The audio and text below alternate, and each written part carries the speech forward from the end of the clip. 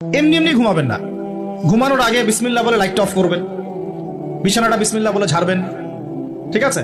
Washroom থেকে পারলে অজু করে আসবেন, মশারি দিচ্ছেন, লাইটস অফ করছেন, পাত্র যেগুলো আছে সেগুলো একটু ঢেকে রাখবেন বিসমিল্লাহ বলে, দরজা লাগাবেন বিসমিল্লাহ বলে। এরপর 3 বার পড়বেন সূরা ইখলাস একবার, সূরা ফালাক একবার, সূরা নাস একবার, পরে হাত একত্রিত করে ফু দিয়ে গা মাসাহ করবেন। এই কাজটা 3 বার করবেন। একবার আয়াতুল কুরসি পড়বেন, সূরা বাকারার 255 নম্বর আয়াত, আল্লাহু লা ইলাহা ইল্লা হুয়াল হাইয়ুল কাইয়ুম, এটা শেষ পর্যন্ত। এরপর সূরা বাকারার শেষের 3টা আয়াত পড়বেন, লিল্লাহি মা ফিস সামাওয়াতি, এখান থেকে ফানসুরনা আলাল কওমিল কাফিরিন পর্যন্ত।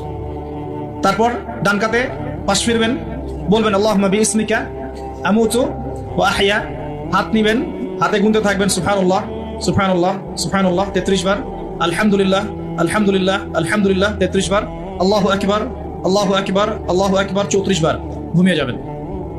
এখন যদি আপনি 6 ঘন্টা ঘুমান, আপনি নবী সাল্লাল্লাহু আলাইহি ওয়াসাল্লামের সুন্নত অনুযায়ী ঘুমিয়েছেন, প্রত্যেক ঘন্টা ঘুমানোর জন্য আল্লাহ আপনাকে নেকি দিবেন ইনশাআল্লাহ।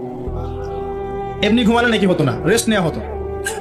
আমি একজন ব্যক্তিত্বের কথা বলছি যার প্রতিটা কাজ অনুসরণ করলে ইনশাআল্লাহ